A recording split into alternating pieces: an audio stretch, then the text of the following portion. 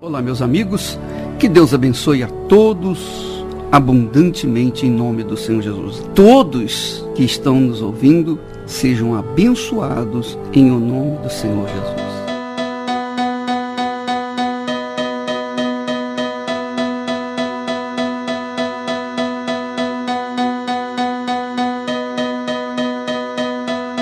Vamos voltar ao passado. Vamos voltar lá no início de tudo, o início do ser humano, quando Deus criou o homem à sua imagem e semelhança e deu-lhe domínio sobre todas as coisas, domínio sobre todos os animais nos céus, na terra, no mar, domínio sobre toda a terra. O homem tinha a autoridade de Deus em toda a face da terra.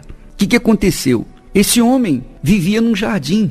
Ele e a sua mulher, Eva, eles viviam no jardim, viviam num lugar perfeito. E Deus falou para eles, olha, vocês têm aqui árvores de todas as frutas, mas existe uma árvore que está no meio do jardim. Essa árvore é minha, é de propriedade exclusiva minha. Os frutos dela são proibidos, você não pode comer dos frutos dessa árvore. Então, o diabo entrou no jardim e sugeriu Eva a provar dos frutos proibidos. Então Eva desobedeceu a palavra de Deus e obedeceu a palavra do diabo. O seu marido, Adão, desobedeceu a palavra de Deus para obedecer à voz de Eva, indiretamente obedeceu ao diabo. Quando eles desobedeceram a palavra de Deus, eles tornaram-se rebeldes diante de Deus.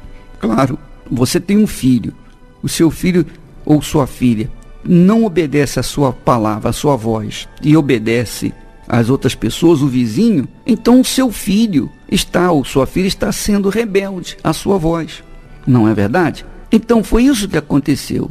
Ora, quando Adão e Eva deixaram de obedecer à voz de Deus e se submeteram à voz do diabo, então toda a autoridade que Adão tinha foi passada de mão beijada para o diabo. O diabo passou a ser o senhor desse mundo. E aí a humanidade cresceu sob a maldição de Satanás. Então começaram a acontecer desastres, assassinatos, mortes. Por quê? Por causa da desobediência de Adão e Eva ao Senhor e obediência ao diabo. Quando eles passaram a obedecer ao diabo, então o diabo passou a ser o senhor da vida deles. Então começou as desgraças na face da terra, inclusive a pobreza. Não havia pobreza. Antes da rebelião de Adão e Eva, não havia miséria, não havia pobreza, não havia doença, não havia morte.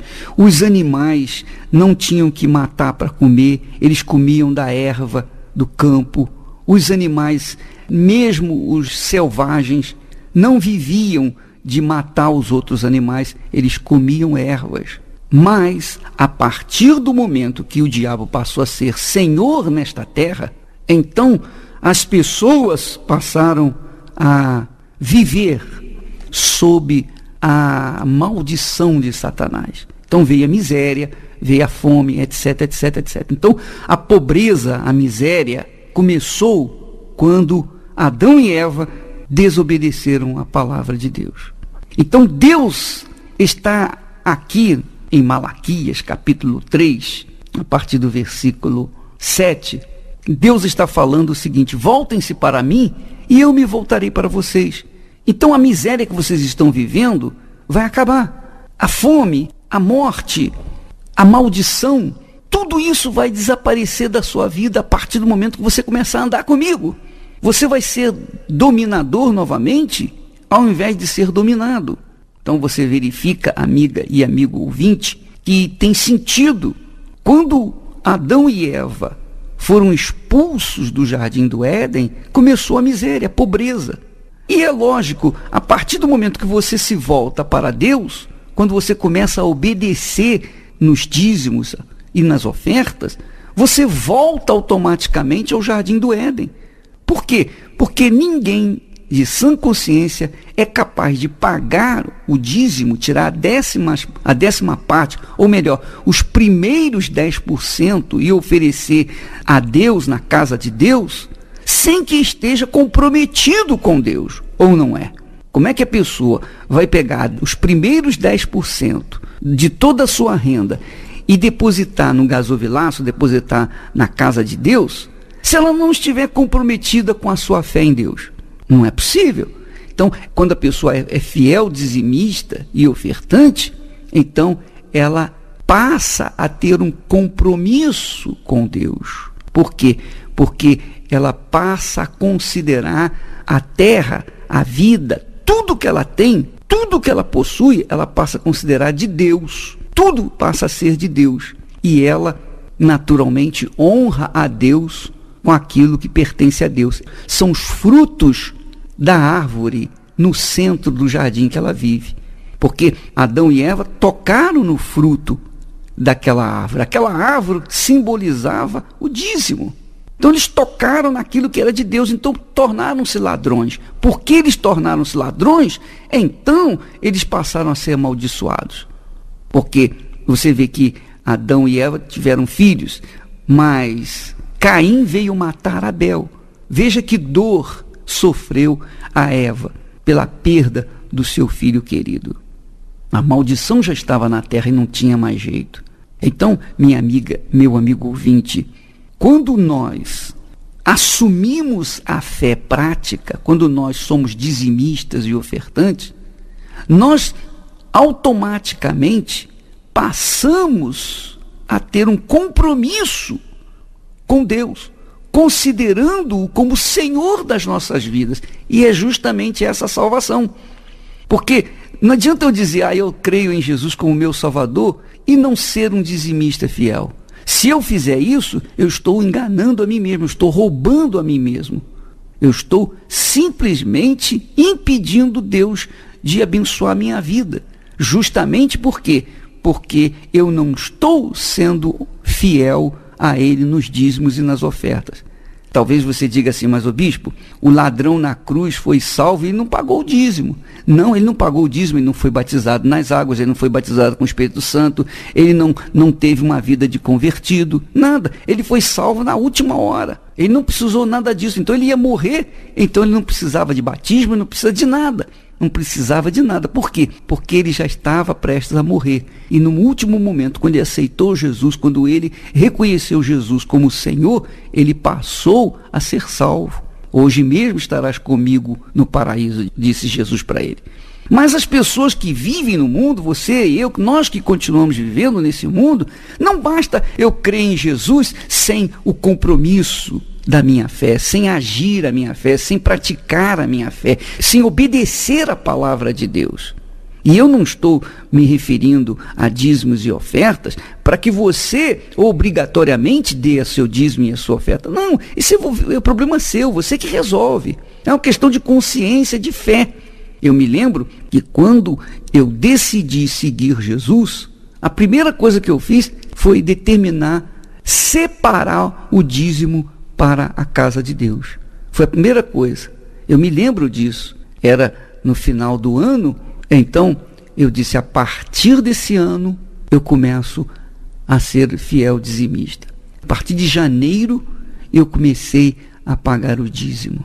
Todo o dinheiro que vinha nas minhas mãos, eu era fiel, eu tirava, eu separava o dízimo para a casa de Deus. Mas eu não sabia, eu não tinha aprendido que os dízimos eram as primícias. Então eu dava o dízimo, às vezes, depois de ter pago algumas contas. Não era justo.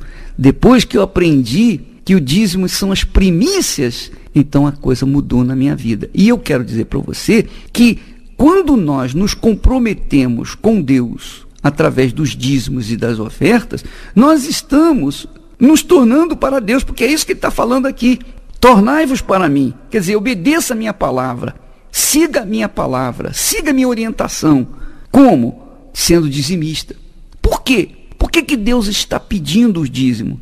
Para que haja uma aliança entre nós, para que haja uma comunicação entre nós, para que a nossa comunicação, a nossa fé com Deus não fique apenas na teoria, mas fique na prática. Por quê? Porque se eu sou fiel dizimista, se eu tiro os primeiros 10% do que eu ganho e ofereço na obra de Deus, na casa de Deus, eu estou mostrando para o diabo que eu não tenho nada com ele, que ele não é o Senhor da minha vida, embora ele seja o Senhor desse mundo, mas ele não é o Senhor da minha vida, porque o mundo que eu vivo é de Deus, eu vivo no reino de Deus. Portanto, eu estou inserido dentro do reino de Deus, e estando inserido dentro do reino de Deus, então eu mostro, eu provo para Deus que eu sou dele e o diabo não faz parte da minha vida. Quer dizer, eu considero o Senhor do meu mundo o Senhor Jesus.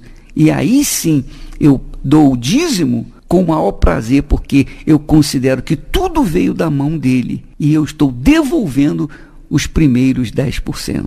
Ora, minha amiga e meu amigo ouvinte, essa é uma consciência de fé. É uma consciência verdadeira, isso que faz a diferença. É a mesma coisa que o sujeito namora uma moça e casa com ela, mas ele casou com ela, mas ele dorme fora, ele dorme na casa da mãe. Ora, qual é a mulher que vai querer casar com um rapaz para que ele continue dormindo na casa da mãe? Qual é o homem que vai querer casar com uma jovem para que ela continue dormindo na casa da sua mãe? Não, ela tem que vir para sua casa e se sujeitar às regras, às novas leis, às novas regras da sua vida.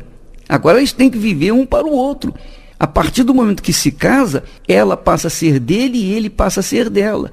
Então os dois vivem separados do pai e da mãe. Por quê? Porque se casaram, se comprometeram. E a mesma coisa com respeito aos dízimos e ofertas. Quando a gente se casa com Deus, quando a gente se alia com Deus, faz aliança com Deus, a gente tem aquele compromisso.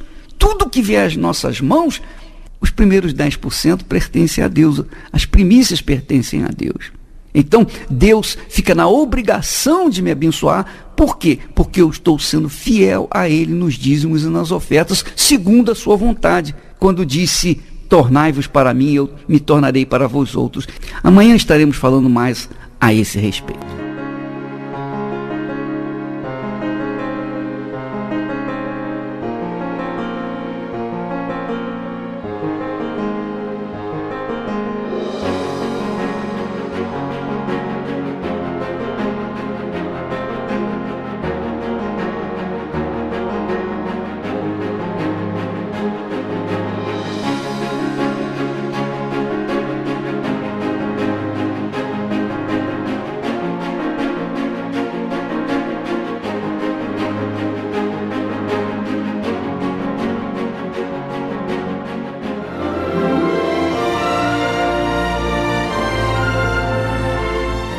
Eu tinha uma vida muito amarrada, não deslanchava. A gente trabalhava e o que a gente ganhava era para pagar aluguel e comer, né?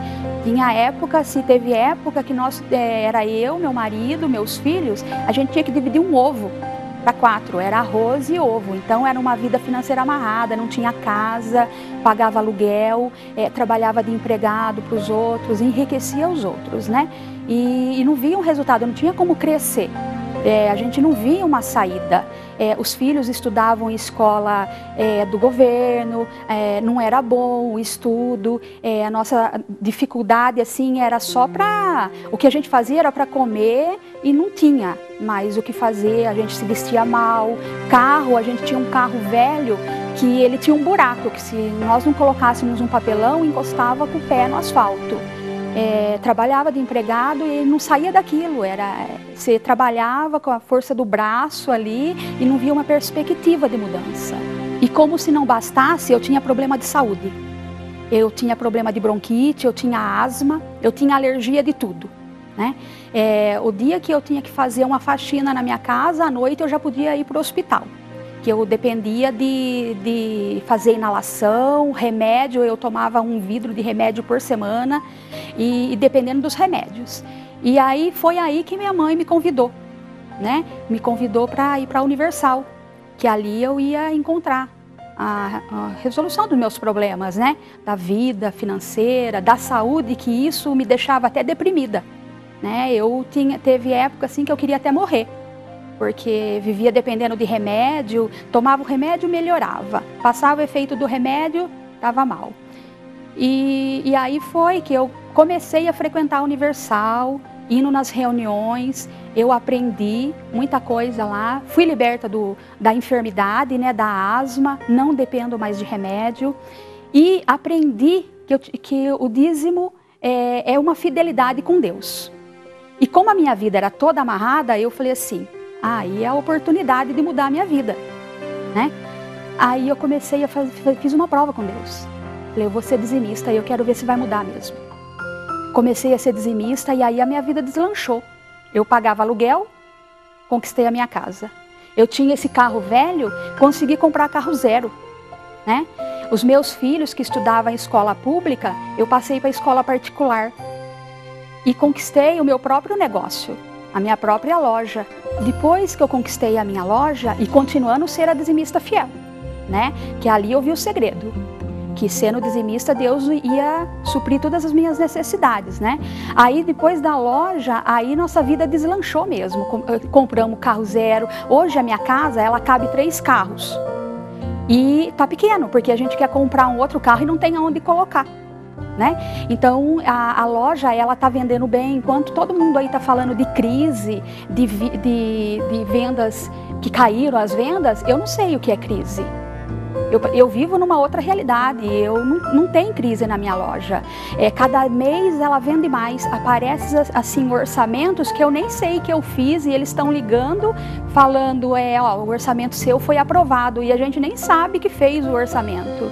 E tudo isso eu reconheço que vem de Deus, eu reconheço que Deus, Ele é o Senhor da minha vida, então é por isso que eu sou dizimista fiel. Minha amiga, meu amigo, nós ficamos por aqui. Deus abençoe a todos em nome do Senhor Jesus.